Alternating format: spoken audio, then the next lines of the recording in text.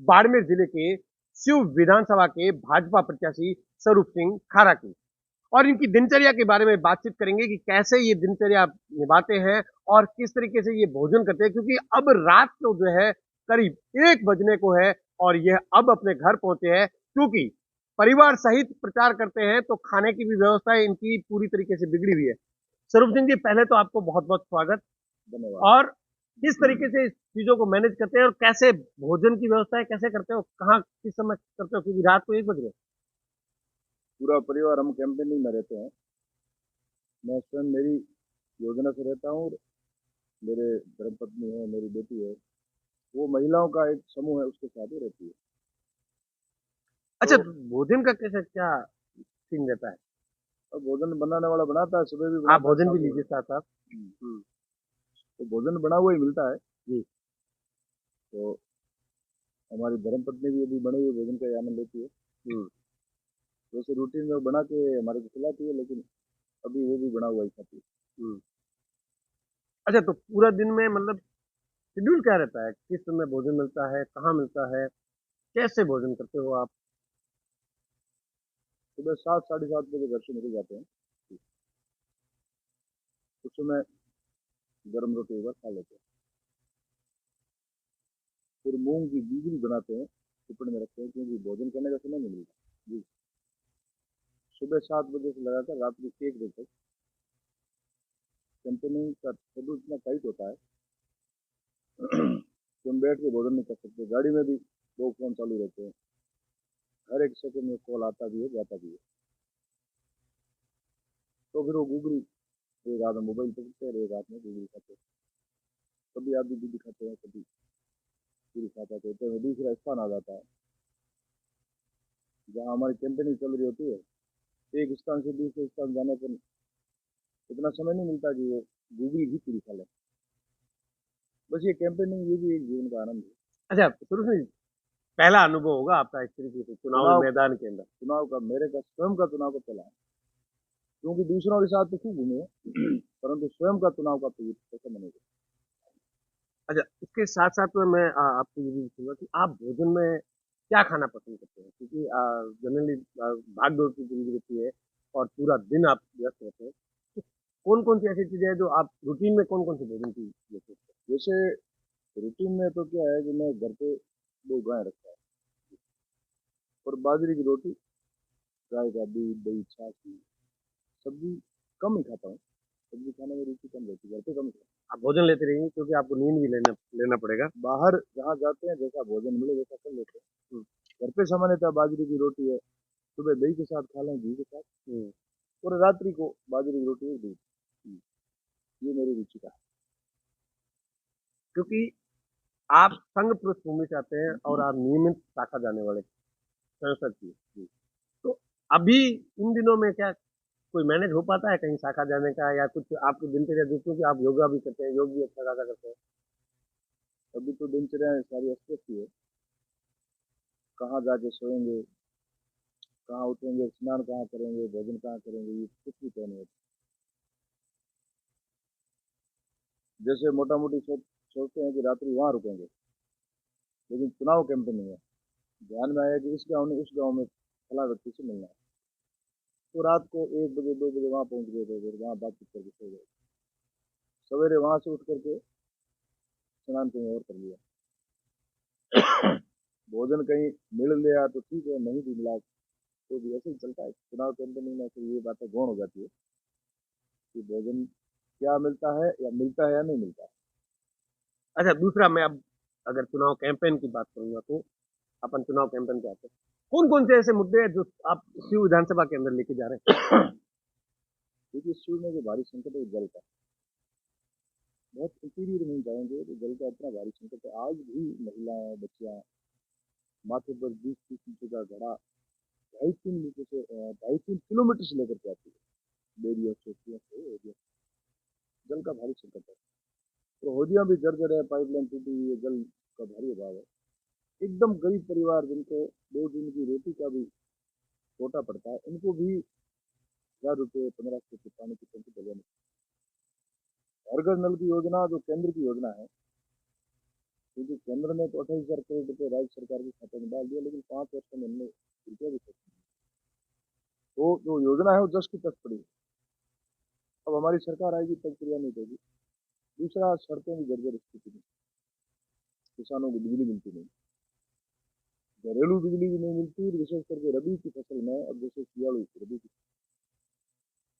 तो सरकार ने तो दावा 6 घंटे का किया था, लेकिन रेगुलर 1 घंटा भी नहीं आती, आधे घंटे बाद ट्रिप होगी, बार बार ट्रिप होगी। कई बार हमने धरने प्रदर्शन हजारों किसानों के साथ में दिए, परंतु इसका कोई समाधान नहीं। और एक बॉर्डर पर डीएनपी का भारी संकट है, मूलभूत सुविधाओं से वंचित रहना पड़ता है। डीएनपी बाधक है। केंद्र सरकार ने सरलीकरण किया, परंतु राज्य सरकार ने कोऑपरेट नहीं किया जनता को भी है। दूसरा, जो सुंदरा क्षेत्र है, यहाँ गौ माता सर्वाधिक पाई जाती है, केवल बारिश के पानी से ही और उससे उगी हुई घास पर निर्भर होती है। तो मेरे मन में कल्पना है कि भाजपा का शासन निश्चित रूप से आएगा, डबल इंजन की सरकार बनेगी, तो गो अभ्यारण्य जैसा बनाया जाए, अथवा और कोई ऐसा विकल्प ढूंढ करके गायों के लिए स्थायी चारे पानी की व्यवस्था की जाए, ये भी मेरे मन में है। और पांचवा विषय और है कि बहुत सारी बाहर की प्राइवेट कंपनियां यहाँ की विधानसभा पर करोड़ों अरबों रुपए के प्रोजेक्ट लगा करके बिजली का उत्पादन कर रही है। तो मेरी कल्पना ये है कि स्थानीय लोगों को रोजगार मिले, विशेष करके युवाओं को रोजगार मिले।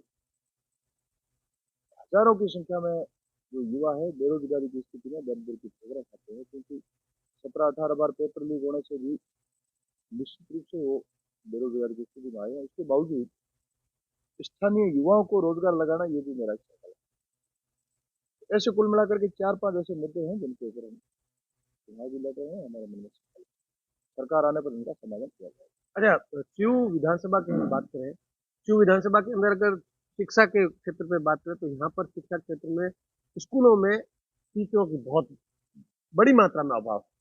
बच्चों को पढ़ने के लिए मैंने ऐसी स्कूलें भी देखी है जहां पर 10वीं तक के दो दो टीचरों के भरोसे में स्कूल चली थी। उस क्षेत्र में कैसे, क्योंकि बहुत बड़ा भूभाग है, 200 किलोमीटर में फैला हुआ है, और हालांकि आपको भी अभी अनुभव हो रहा होगा, क्योंकि आप पूरे विधानसभा में घूम रहे होंगे, तो आपके लिए बहुत ही चैलेंजिंग होगा कि आपको 1 महीने से ज्यादा टाइम हो गया, आप फील्ड में घूम रहे हो, हर गांव तक पहुंचना बहुत दिक्कत भरा होता है। तो ऐसे गांवों को, ऐसे जो स्कूल है, उनको कैसे करेंगे?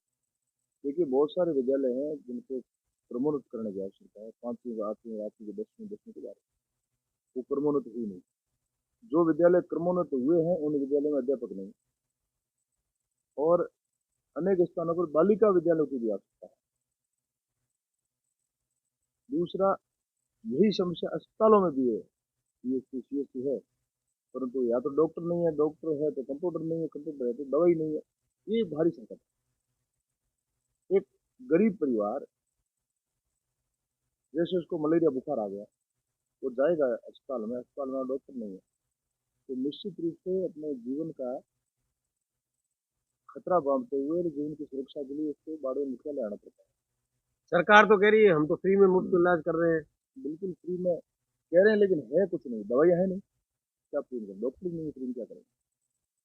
अच्छा, गांव संसाधन की नहीं। गांव की जो स्थितियां होती है, हमने कई गांवों में भी देखा है, सड़कों की जो हालात है, लोगों का ये भी कहना है कि सब हमें हॉस्पिटल पहुंचने पे अगर किसी महिला को डिलीवरी होनी है, और सड़कों की ऐसी स्थिति है कि बहुत दुखदायी स्थितियां बनती है, और कई बार स्थितियां बहुत गंभीर हो जाती बहुत गंभीर हो जाती है, बहुत वर्णन भी नहीं कर सकते, ऐसी स्थिति बन जाती है। तो वाकई सड़कें बहुत जर्जर है, गाड़ियां हिल जाती है, गाड़ियां खुल जाती है, ऐसी स्थिति है। इसलिए मूलभूत सुविधाओं से तो वास्तव में इन 5 सालों में बहुत वंचित रहना पड़ा है जनता को, बहुत दुखी हुई जनता, क्योंकि अशोक जी और सचिन जी दोनों की कुर्सी की छीना झपटी में 5 साल निकल गए। ये नुरा कुश्ती 5 साल खा गई। कुर्सी के 4 पगे होते हैं, 4 पगे होते हैं, दो दो पगे दोनों ने पकड़ लिए, खींचता है 5 साल रहे 5 सितारा होटलों में, लेकिन समय पूरा निकल गया। भारी संकट। इस बार क्योंकि अगर हम गणित की बात करें, 9 प्रत्याशी मैदान में है, और प्रमुख रूप से 5 लोग तो एकदम फाइट में थे। स्वरूप सिंह खारा किसको मानते हैं प्रतिद्वंदी की, हमारा फाइट किससे होगा? क्योंकि बीजेपी से भी बगावत कर निर्दलीय चुनाव लड़ रहे हैं, कोई चले गए इसमें। देखिए, हमारी लड़ाई, हमारी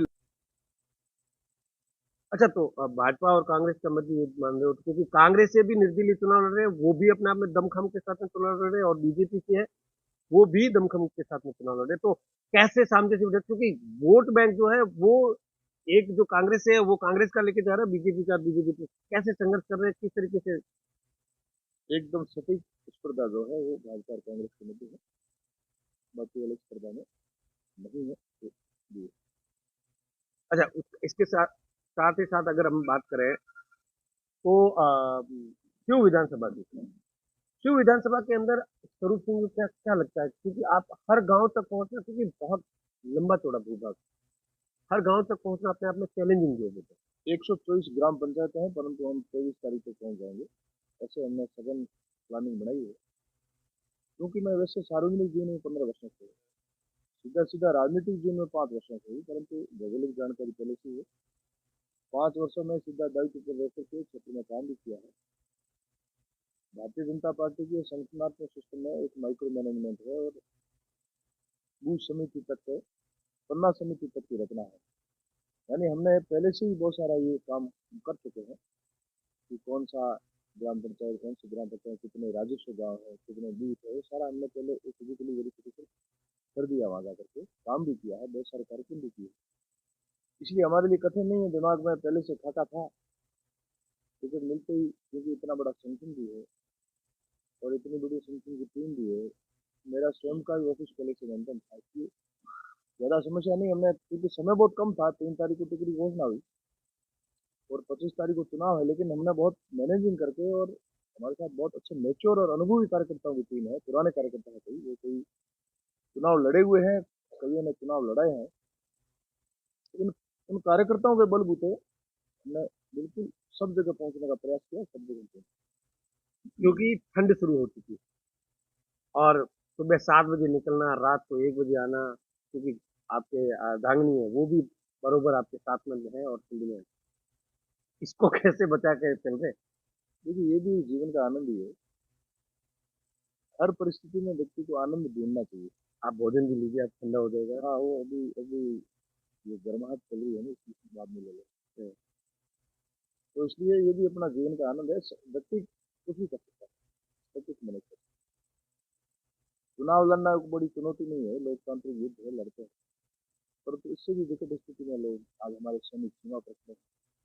-50 डिग्री तापमान में भी ड्यूटी कर रहे हैं और +50 डिग्री तापमान में भी ड्यूटी करते हैं, समुद्र में भी ड्यूटी करते हैं, ऊपर हवा में भी ड्यूटी करते हैं। वो अपना वो जीवन खतरे में डाल करके भी तो अपना जीवन निर्वाह कर रहे हैं और एक अपना कर्तव्य का निर्वहन कर रहे हैं। चुनाव ठीक है, सही प्रक्रिया है, लोकतांत्रिक प्रक्रिया है, लेकिन स्नेह है, किसी को संकट का विषय नहीं, आनंद का ही विषय।